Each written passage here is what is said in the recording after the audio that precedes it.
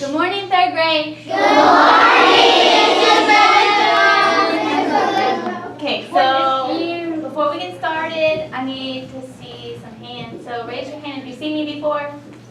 Awesome, everybody. Great. Okay, you can put your hands down. Awesome. Okay, so usually you guys see me with keys, and some of you I've been in the classroom with, and I've had the pleasure of being able to sub for one of your teachers. So today, I'm not going to be your teacher. Today, I am just going to be myself. I'm not your teacher. I'm just Rebecca, okay? I'm not your teacher. I don't have keys. I'm just me. And for those of you who are new here, you're about to find out a whole lot of stuff that you may not see on the surface. So I'm very excited to be here. I'm very excited to share this with you, and especially for the new teachers, because this is really special to me. Because I did go to school here, and you're going to very quickly find out that not everything is what it looks like on the outside. So today I'm going to share my story from a student's perspective, and you're going to find out what my life used to be like. Is that okay? Yes. Okay. You guys are in the third grade, so you're going to get a different version than what you might have heard last year. I don't rehearse these things, and they always come out different. And I'm going to cover some very hard stuff, and I just want you guys to be honest with me, okay? Okay. So, a long time ago, before y'all were even born, I was a student here. I was here when this building was actually built. I saw the playground being put together. I walked on the track that you guys walk on. I was here when that was put on the ground. I saw all the paintings in the hallway through the media center and this side of the media center and the cafeteria all being painted. I remember all of it, and even though I have some good memories here, the majority of what I remember wasn't always good. And it wasn't because of the teachers. It was because of what I went through with the kids. Raise your hand if you've ever been bullied before. Yep. Okay, put your hand down. I was bullied here, but I wasn't just talked to in a mean way. I was pushed up against walls. I was knocked down a lot, just because I look different from all of you. What you're seeing right now didn't used to exist. Okay, Miss Rebecca did not used to look like this at all. Miss Rebecca used to walk with her feet like this, and her knees almost used to touch each other, and she used to walk on her toes. Okay, there's nothing that I could do to change that. But what causes that and what made me walk that way, I have something called cerebral palsy. And most kids you see with cerebral palsy are in wheelchairs. Am I in a wheelchair today? No. I'm not in a wheelchair today. But once upon a time, I used to be in a wheelchair. I have learned how to walk 3 times. I've worked my way out of a wheelchair twice. And I've had 5 surgeries just so that I could do what you guys can do. I remember coming to school and wondering what was wrong with me, and I couldn't figure out how to fix it.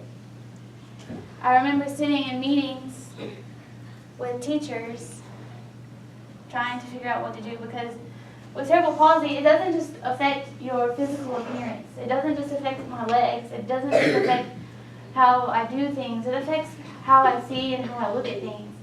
So for me, it also affects my brain and my physical body. So in some form or fashion, it affects my entire body whether I want it to or not.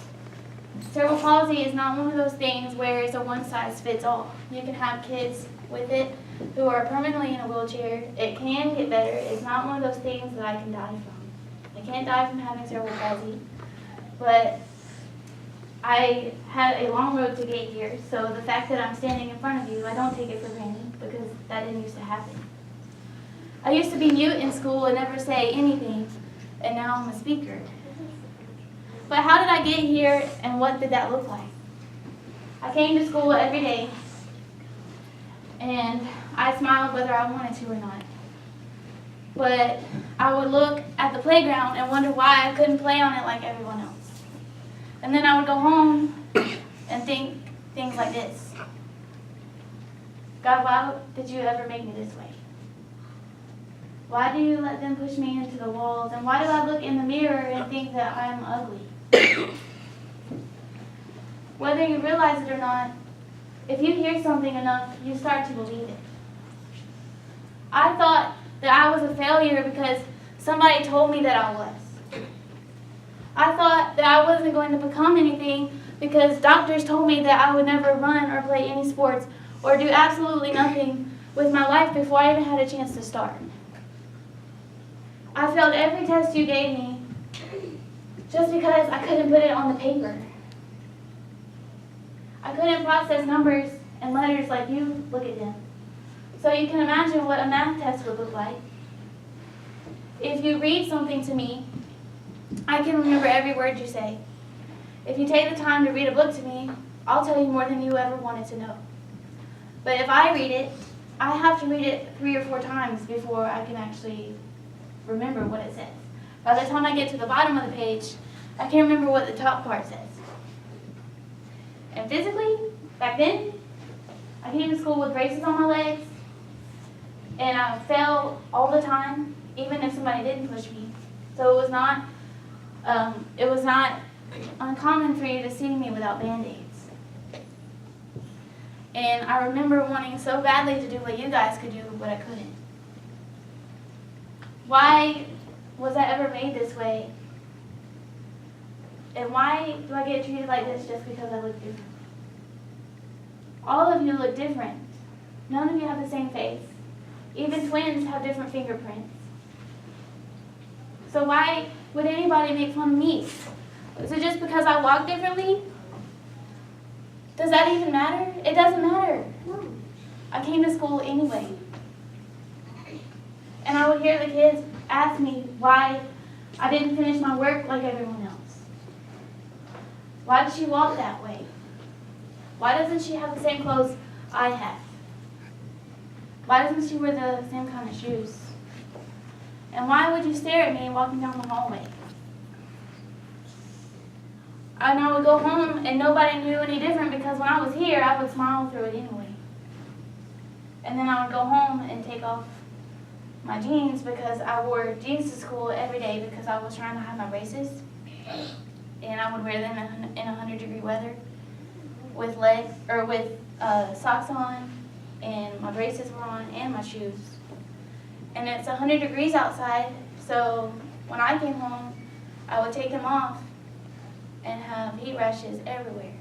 Just because I was trying to hide what I didn't want anybody else to see. If I do jumping jacks, they come out backwards. I didn't know that until a few years ago. I don't understand how that works, but for me, that's normal. That's normal for me.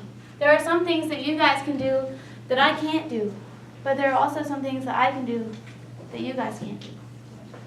Everybody's different. And the fact that I'm standing up here speaking in front of a class of people is a miracle in itself because I never used to talk. I asked my teacher when I got to high school if I sat in her classroom. I asked her one day, I said, if I didn't say hey to you, would you even know that I was here? She said no.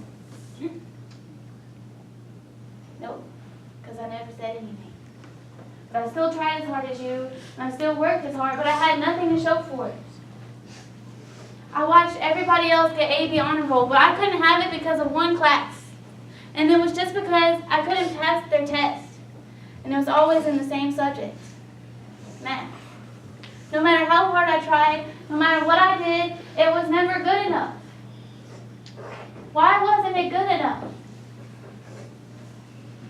Why? Why did I look like everybody else? Why was I even made this way to begin with? I couldn't come to school like everyone else. And everybody thought it was funny when I fell and there was blood going down my leg. People laughed. They didn't stand up and help me. They just stood there and watched. And then there was one day in particular that I was in PD class in the same gym that you guys are in. And just so you know that gym didn't used to have air conditioning. You guys are lucky. The air didn't used to be there. But there was one day in PE class, I came like any other kid, I ran my laps, I did all the stuff, but there was one girl in particular that just had it for me no matter how I came to school or when I came to school or what I wore, she didn't care. She tried everything she could just to make my life harder. So I came to PE class, and the kids knew that I fell easily, but they would just watch me. But this particular person took it to the next level.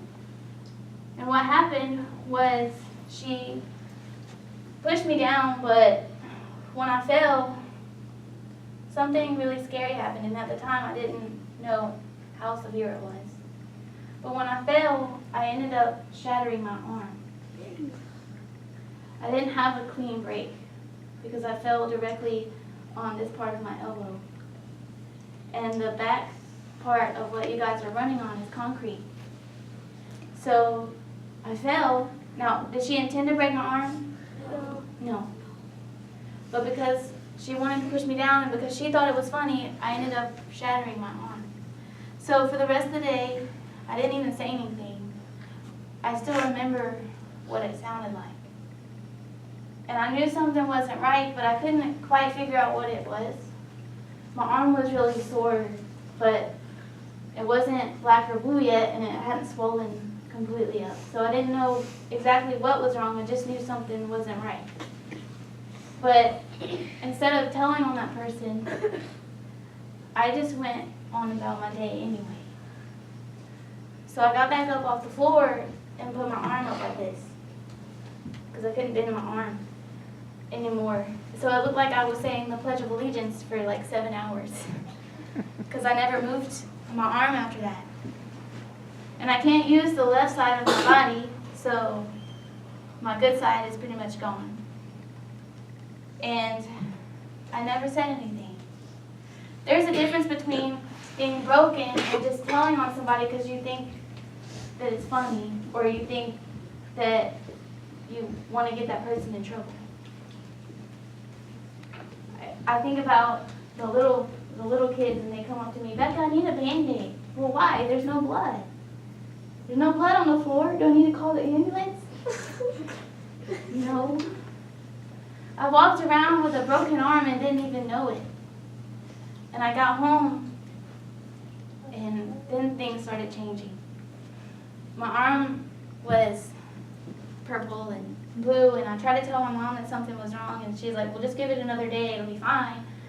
And then my grandparents ended up taking me, and they x-rayed my arm, and from here down, my arm is shattered. So they had to put a cast from here down so that my arm could heal. So I wore it for 6 weeks, and when I came back to school, they took me out of my homeroom class, put me in another class, and left her in there. So when I came back, I had a whole new set of kids and a whole new teacher. Now, I knew the teacher that I was with. I knew teachers that I didn't even have. So I knew who I was with, but somebody thought that was funny. And I still remember what that sounded like and what the kids told me. I'm not up here on a whim. I'm up here because I remember everything that happened to me. I remember falling down and asking my teacher for a Band-Aid. And I remember the kids didn't do anything. They just made it worse. What you say and what you do matters. And that was over 10 years ago. Nobody should have to walk through the hallway alone or with a broken arm. I'm not gonna say anything to get somebody in trouble. I'm the kind of person that if I'm coming to school upset, then something's wrong. But you guys don't know everything that somebody is going through. It should be impossible for me to be standing up here, but it isn't. Why isn't it impossible? Yes, I believe in Jesus because for me, that is what my life is about, and it shouldn't be like this.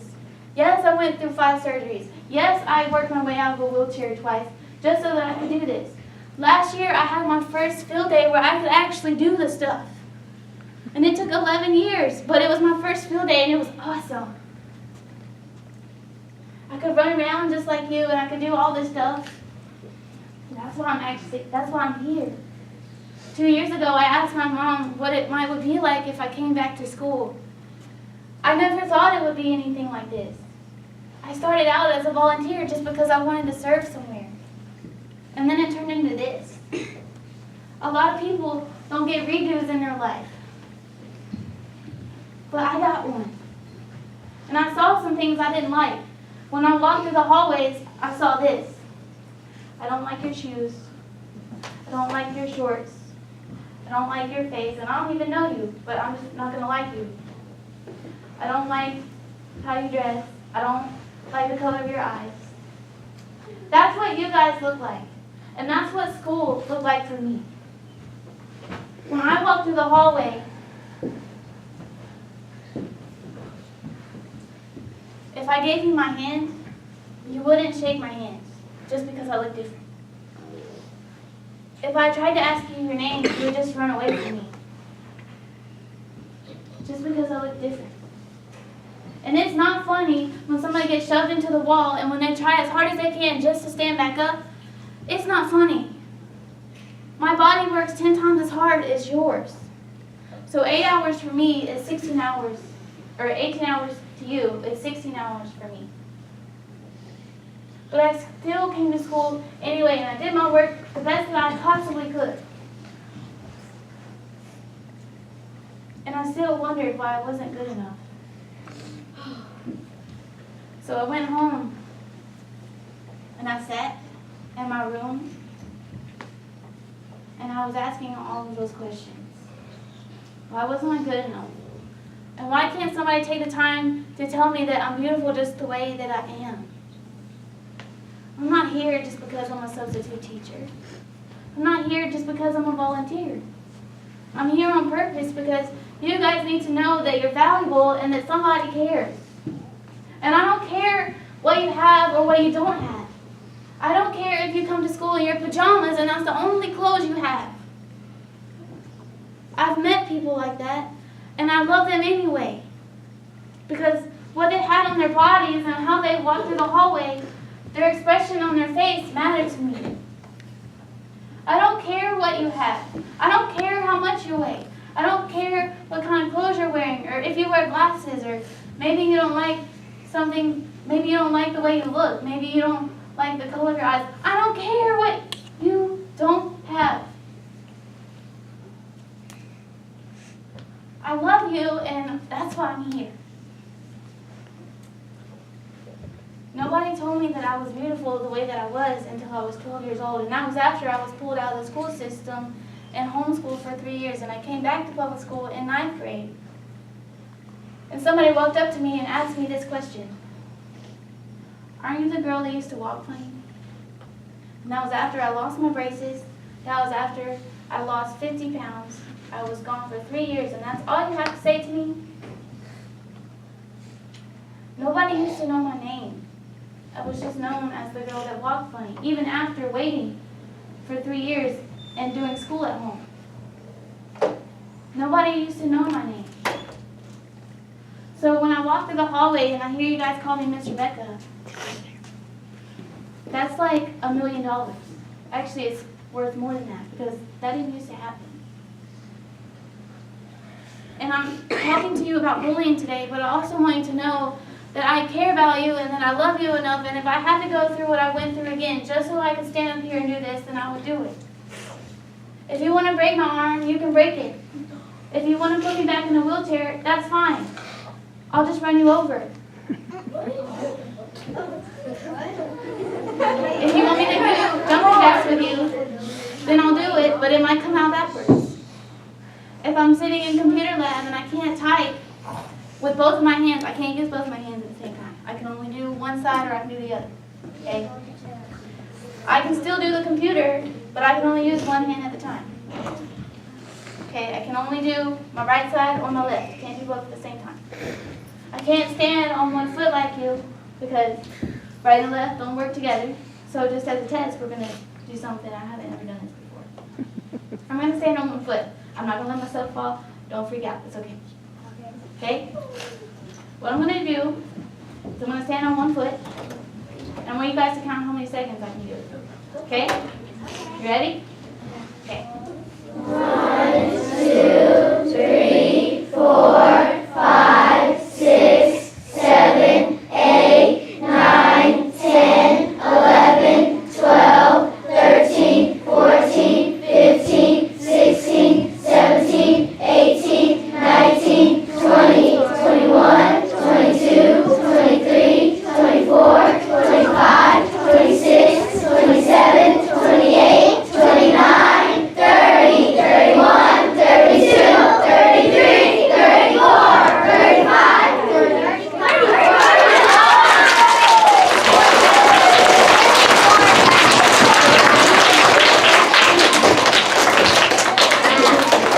Wow. That's the longest I have ever done in my entire life. Wow. Okay, now we're gonna try the left. You ready? Here we go. This is the hard side for me. You ready? 1, 2, 3, 4, 5, 6, 7, 8, 9, 10, 11, 12, 13, 14, 15, 16, 17, 18, 19, 20, 21, 22, 23, 24, 25, 26, 27, 28, 29, 30, 31, 32, 33, 34, 35, 36. Sit down, baby. I need it to 3 seconds. That's the difference. That's the difference between the right and the left. That's just a simple demonstration, but that's the difference between the right and the left. So yeah, some things are a little out of proportion, but I've learned how to accommodate for that.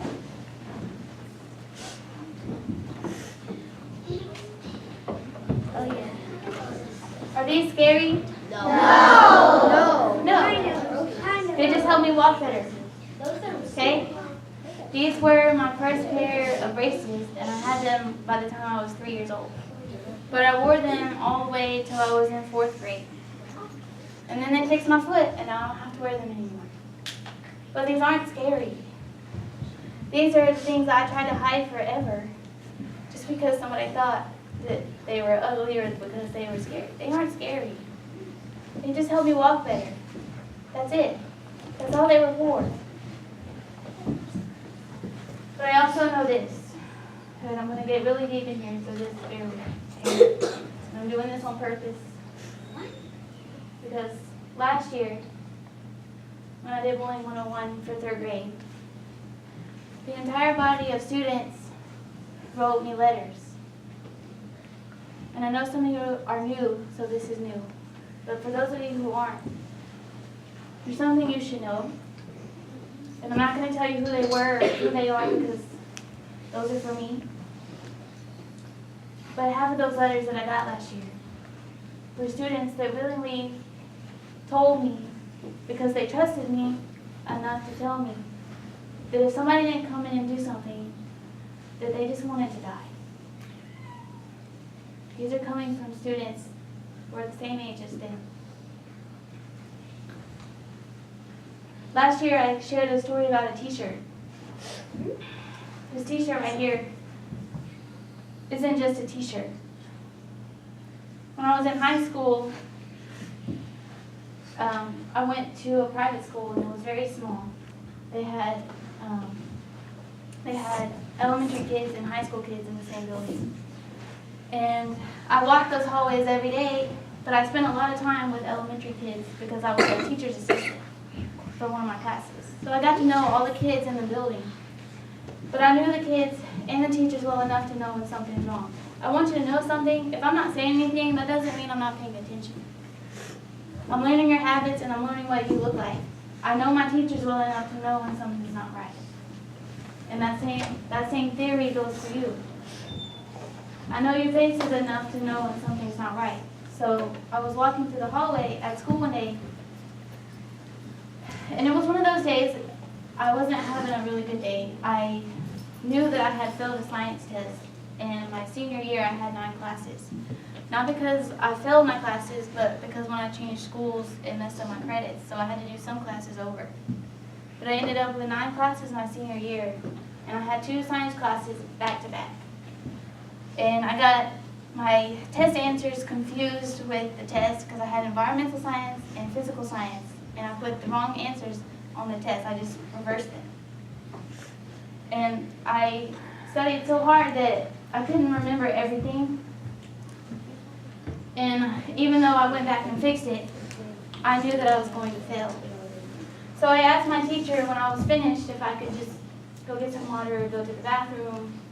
I was really frustrated with myself and her because even though I loved her, what I gave her was never good enough. Even though she knew that I studied for hours and hours and hours. So I walked out of the classroom and I went to go to the bathroom. And I'm in there by myself. And there was a fourth grader who walked in there and she didn't know that she was in there, or that she didn't know that I was in there. And she came in there screaming and yelling at the top of her lungs. And this is what I heard while I was in the bathroom. Nobody cares. I am ugly and I don't want to be here anymore. Why doesn't somebody do something? Why don't they love me anyway? I don't want to be here, and no matter what I do, it's never good enough. And nobody cares. And as I'm sitting there, listening to this, she doesn't know I'm in there. And at the time I was a senior, so I'm 17 going on 18. And I said, I care, and all of a sudden I heard this. Because she thought she was in there by herself. I came out of the bathroom very slowly and very calmly, okay, because that's just me. I'm not one of those that gets overworked, or I'm not one of those that spazzes out over everything. That's just my personality. So I came out of the bathroom, I looked at her in the face, and she says, Rebecca, is it just you? I said, yeah, it's just me. There's nobody else in here, just me. And so she turned her face and she turned her body and she gave me the biggest hug that she could possibly give me, and she's like this tall. So I'm looking down at her, and I asked her this question very carefully. I said, well, first of all, I asked her, I said, do you trust me? And she said, yeah. She said, I see you with the kids all the time, and they tell you everything because they know it's not going to go anywhere. I said, so can I ask you this question? And she said, yeah. So here was my question. When you go home tonight, are you going to kill yourself? And here's what her answer was. Yeah. If I had never failed a test, I would have never gone in there. Thank you, Jesus, I failed the test. I have never been so thankful to fail a test in my entire life. Because when she told me that, here's what I told her. I said, I need you to give me 2 weeks because I'm doing the chapel service and I need you to be there. I can't tell you what it's going to be about. And no, it's not Bullying 101. Bullying 101 didn't exist back then. Okay? I was doing a chapel service and I needed her to be there. And I told her, I said, don't do a thing. I don't care what anybody says. I don't care what anybody does. If somebody does something or says something, come tell me. I'll come handle it. She said, okay. So we walked out. And I told her how much I cared about her, and that I told her that I loved her, and that I would be here for her if she needed it, but I told her not to do anything else. 2 weeks went by, I did the chapel service, and she knew I was talking to her. And here's what I told the entire body of students and herself. I love you, and you're beautiful just the way that you are, and I don't care what you have, because you don't have to impress me. I just want you by yourself. And I don't want anything else. I came out of that chapel service, and I told her, I said, something really cool is going to happen in a week. I don't know what it is. It's going to be something. Just wait. I'm like, oh, God. I don't know what that is, but I know it's going to happen. A week went by, and I walked into school one morning, and they announced a T-shirt winner. Because we had this thing called Others Day, and we went out into the community, and we served people that we didn't even know, but we had to have a T-shirt for that day. And they had the kids turn in their designs. And the fourth grader who once wanted to end her life, won the t-shirt competition, and the entire school wore her t-shirt. And the shirt looked like this. But the story doesn't end there, because 3 years later, I went and visited at a church, and she was there. And she saw me, and I haven't seen her, at that point I hadn't seen her in 3 years. I came walking across the parking lot, and she was like, "Rebecca!" I'm like, "What?" I'm like, "Is that who I think it is?" Because the last time I saw her, she was in 4th grade, so 3 years had gone by, and now she's like in middle school, but she's taller. She's like, "Rebecca, oh my gosh," she came running up to me, gave me this big old hug, and I looked down at her, I said, "Are you doing okay?" She's like, "Yeah, I'm doing wonderful," and I couldn't be any better. Well, I left that church that night, and then some more years went by, and just last month, I spoke at her church, and once again, she was there, and I got a picture with her. The picture's still on my phone, but now she's in 10th grade. She told me what she wanted to do as a career, and she told me that she wanted to go to college. And she told me everything that she had been doing. And it was all because one person took the time to look them in the eye and tell them how much they were worth, which is endless, because you can't put a price on a life. But her parents never found out what happened, but their daughter is still alive because of a senior who failed a test. And some really amazing time. Please excuse the interruption. I need Trent Ray, please, for checkout. Thank you. So, in just a few minutes, I told you that story because I know there are some of you who are contemplating that same question. But I need you to know this first. The words you say and what you do matter. And they work like these bubbles. These bubbles don't exist. Once I blow these bubbles out, can I put them back in? No. The words you say and the things you do work like these bubbles. Once you say them, you can't put them back in.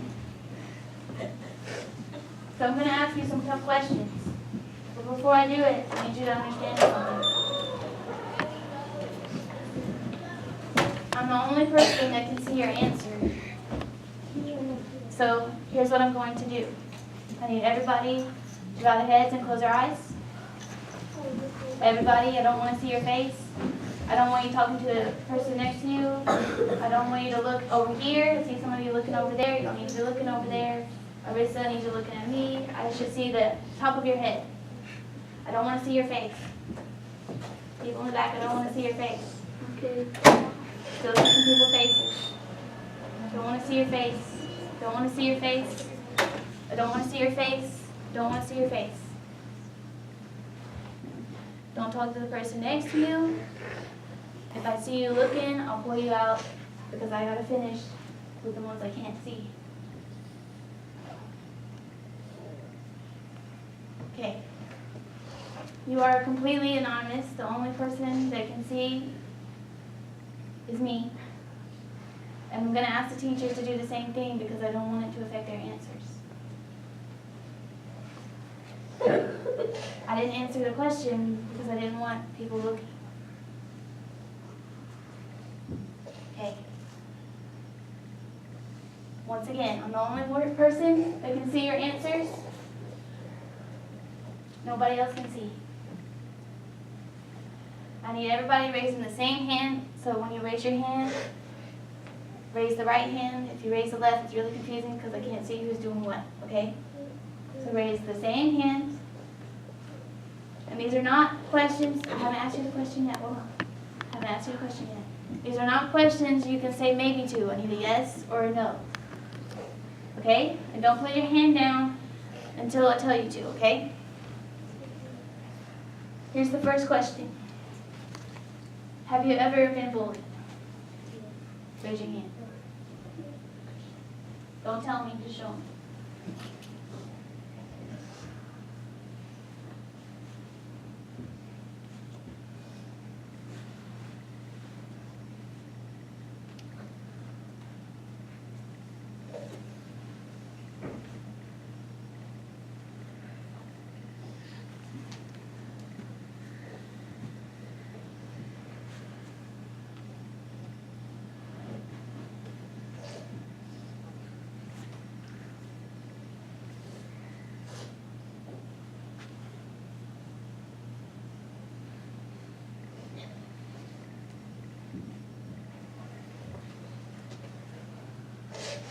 Okay, you can lay your hand down.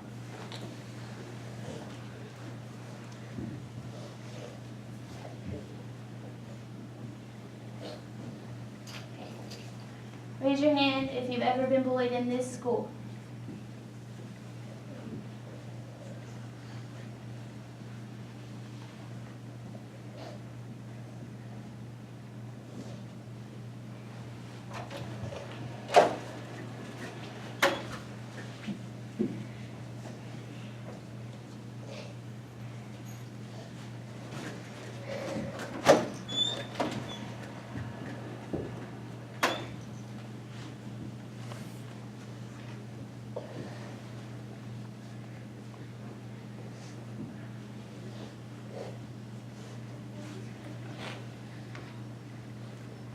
Okay, you can put your hands down.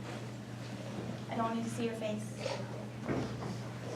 Okay, here's my last question. And it's the hardest one. And I'm the only one that can see your answer. I need your complete honesty. I'm not going to tell anybody, I promise.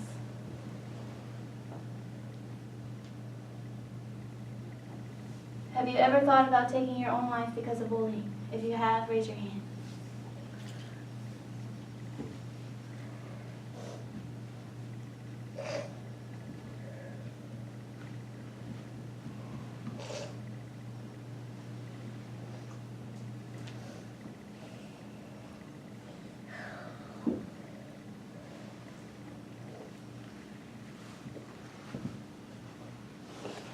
Okay, you can put your hands down.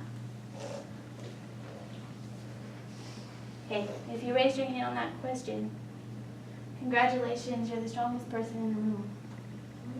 Because a lot of people wouldn't have had the guts to do what you just did. And I can't thank you enough for your honesty and everything that you just showed me. And I promise I won't tell anyone. Okay, everybody look at me. Okay, here we go.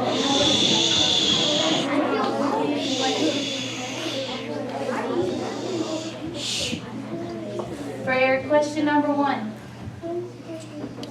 here's how many raised their hands. 63 of you raised your hands.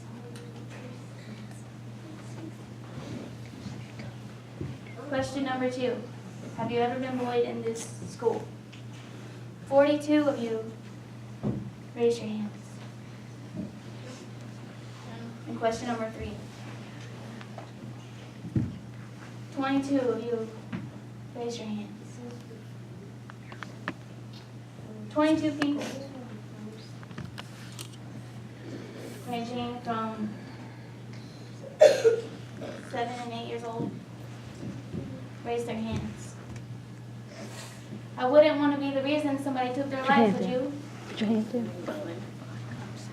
So be careful how you walk through that hallway.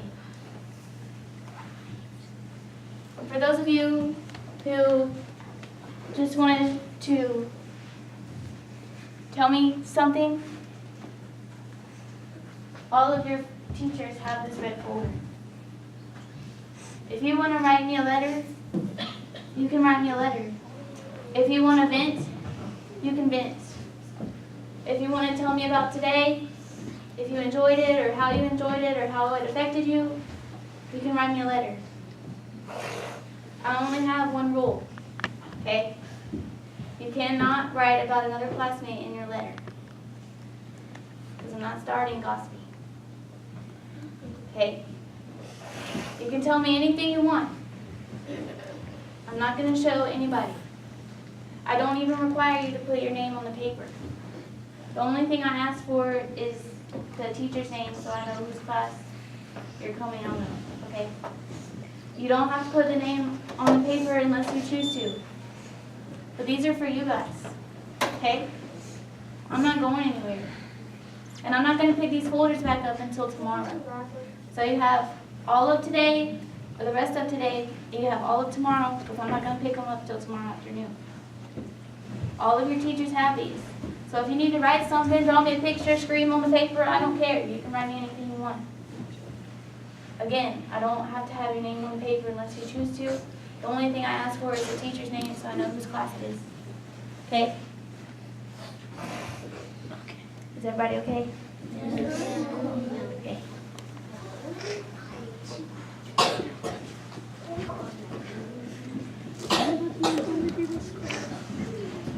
It takes a lot to stand up here. But if I had to do it again, I would do it again. Not just because of the numbers, but because I care about how you treat each other and I care about how you look at yourself and everything in between. I care about how teachers look at themselves. I care about how hard they work. And whether you know it or not, I can see straight to your face. Because I'm still watching all of you. So if you're having a bad day, I can tell. That's why I ask. If I ask you if you need something, I ask on purpose. I know more about you than you think. And I didn't have to talk to you at all. If you're a teacher in here too, I have to say this. You never know who might be standing up here 11 years later talking about you. Whether it's good or bad, I don't know.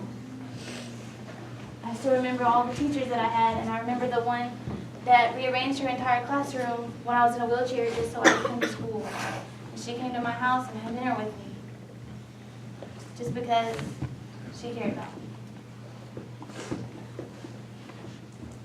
So all that stuff matters. Even to us big kids, it matters. And if I had to do it again, to stand up here, I would do it again. Because this is important. And what you do and what you say matters. I still remember all of it. So if you guys have any questions that you feel comfortable asking, you can ask them now. If you're a teacher and you have a question, you can ask me. It's for anybody. Did you guys enjoy today? Yes. Yeah, good. All right. If you have any questions that you want to ask and you're okay with asking them in front of everybody, you can ask. The floor is yours. Thank you guys so much. Yep. Any questions? Anybody?